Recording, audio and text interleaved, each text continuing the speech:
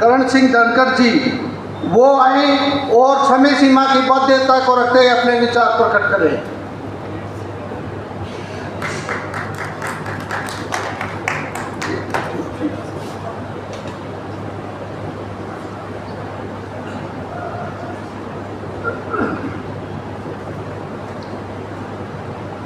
सबसे पहले तो मैं गुड़गांव की धरती, पावन धरती, माता कृपी और द्रोणाचार्य की धरती को नमन करूंगा। साधु संतों के चरणों में नमन करूंगा। कबीर जी और डॉक्टर भीमराव अंबेडकर जी, दादा छोटू राम और यहाँ जितने भी साधु संत महात्मा और हमारे पूर्वजों के फोटो लगे हैं, सभी को मैं प्रणाम करूंगा। और उसके बाद मैं नमन करूंगा आप जो प्रबुद्ध लोग गुड़गांव के यहाँ इतनी तरक्की करने के अंदर पधारे हैं।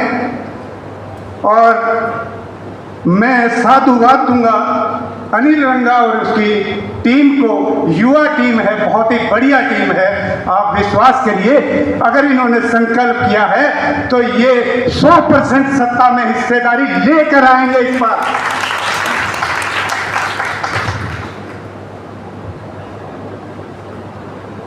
मेरे हाथ में कुछ डॉक्यूमेंट्स हैं।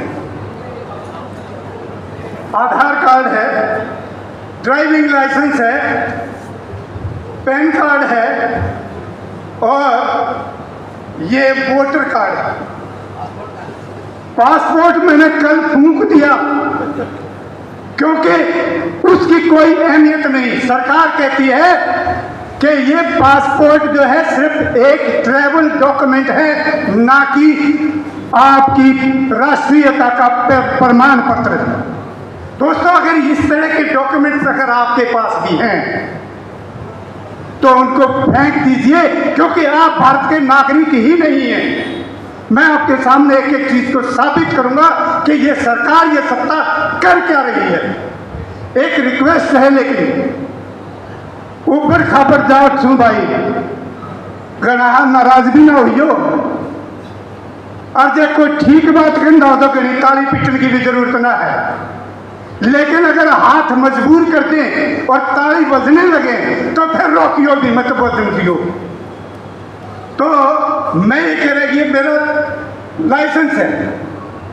इस लाइसेंस का मतलब कोई डॉक्यूमेंट्री एविडेंस ये नहीं है कि मैं इस देश का नागरिक हूँ। ये किस काम के लिए है?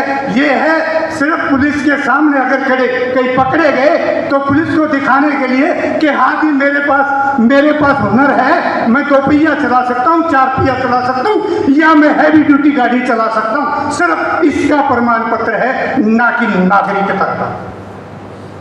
आधार कार्ड ये तो बांग्लादेशियों के पास भी है। चुनाव आयोग ने अभी जब बंगाल में चुनाव हो रहा था तो खुद ये कहा कि बॉर्डर के गांव में, एक गांव में 100 वोटर थे लेकिन 127 आधार कार्ड वहां मिले। इसका मतलब ये हो गया कि ये डॉक्यूमेंट भी बकवास है, फालतू का है, इसको भी कोई भी कहीं भी बनवा सकता है। अब पैन कार्ड, वो कहते हैं ये तो ट्रांजैक्शन के लिए है, ट्रेडिंग के लिए है, इसका नागरिकता से कोई मतलब नहीं है। ये डॉक्यूमेंट भी आपका थे। अब आप सोच रहे होंगे कि ये वोटर कार्ड है, ये तो बहुत बढ़िया चीज़ है। चुनाव आयोग जो है इसी से वोट भी हमारी मत भी लेता है, विधायक भी बनाता है, सांसद भी बनाता है, जो इस देश के कानून बनाते हैं। और कानून भी इतने बकवास कि आज तक उनको खुद को नहीं पता कि तुम इस देश के नागरिक हो या नहीं हो।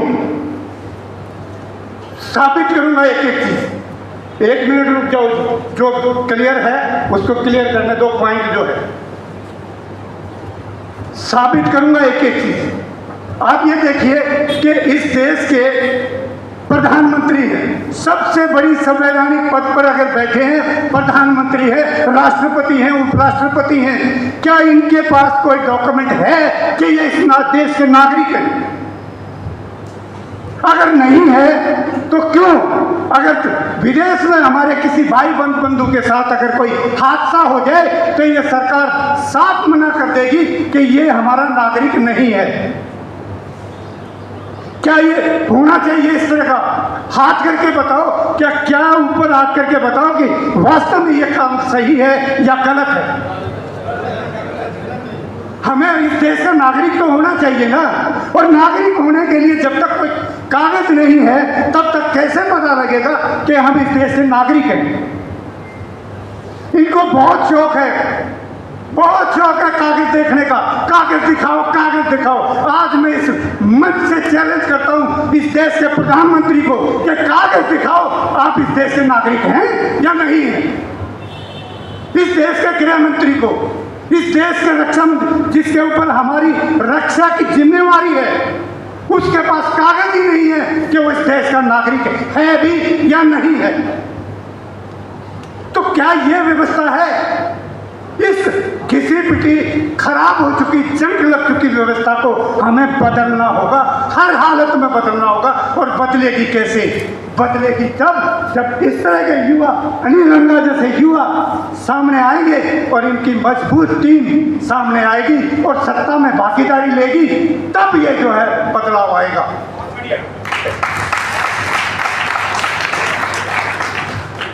और इस तरह के लोगों के साथ जुड़ने में मैं समझता हूं कि जब तक हम इतने बकवास लोगों के साथ जुड़े रहे, ऐसे लुचुर पुचुर स्वास्थ्य मंत्रियों के साथ जुड़े रहे, तो ये तो है हत्या कट्टे नौजवान हैं, इनके साथ तो हम खड़े हो ही सकते हैं।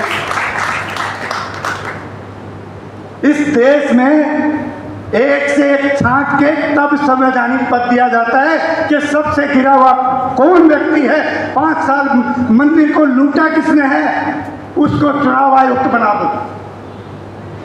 अभी डीजीपी साहब कह रहे थे कि प्राइमरी स्कूल, वो मैं थोड़ा करेक्ट करूंगा कि वो 9th क्लास की एसएसटी की किताब के अंदर एक मनुस्मृति से श्लोक बढ़िया छाट कर लिख के मैसेज देने के लिए लिखा गया है। उस 9th क्लास की किताब में ये प्रिंट किया गया है कि देखिए मनुस्मृति तो बहुत बढ़िया है, लेकिन इस तरह से श्लोक छाट के अगर आप किताबों में, टेक्स्ट बुक में हमारे बच्चों का भविष्य खराब करोगे, अगर भविष्य क्या हमारे बच्चों की बिल्कुल पूरी जिंदगी उनकी लाइन खराब करोगे, अगर सब कुछ गलत उनको पढ़ाओगे बताओगे, तो हम बिल्कुल बर्दाश्त नहीं करेंगे ये बात, चाहे कुछ भी करना पड़े। लेकिन इस तरह की बात, गलत बात जो आ रही है उसके खिलाफ आवाज़ उठानी चाहिए, ये हमारा हक बनता है। अंत में समय कम है, वक्ता बहुत है, कहने के लिए तो बहुत बात है, 2 घंटे लगा रहूं तो इतने मैसेज हैं कि आप जो है कहेंगे कि और बोलो, लेकिन नहीं, समय की प्रतिबद्धता हर एक पर होनी चाहिए, मेरे ऊपर भी है। आप लोगों ने मुझे बहुत ही प्यार से, ध्यान से सुना, इसके लिए मैं आपका अति आभारी हूँ। साथ ही अनिल रंगा और इस टीम का आभारी हूँ जिसने मुझे अपने विचार व्यक्त करने का ये मंच दिया। जय हिंद साथियों, जय भारत, जय हरियाणा, जय किसान, जय जवान, जय अम्बेडकर। और अंत में 1-2 नारे मैं लगवाऊंगा। देखिए, कोई भी आपने मुझे सुना या नहीं सुना या अनसुना किया, इस बात का कैसे पता लगेगा? इस बात का पता लगता है जब आपकी तरफ से आवाज़ आती है। मैं नारा लगाऊंगा तो आपकी आवाज़ कैसे आती है? और गुड़गांव के अंदर बोली हुई आवाज़ वो इस देश की संसद में जाती है, सबसे नज़दीक और सबसे क्रांतिकारी बाबा बख्तावर की भूमि है ये। ऐसे जिन्होंने 100 अंग्रेजों को बांध कर काट दिया था, ये दादा बख्तावर की धरती है। तो यहाँ से आवाज़ ऐसे निकले कि इस देश की संसद हिल जाए।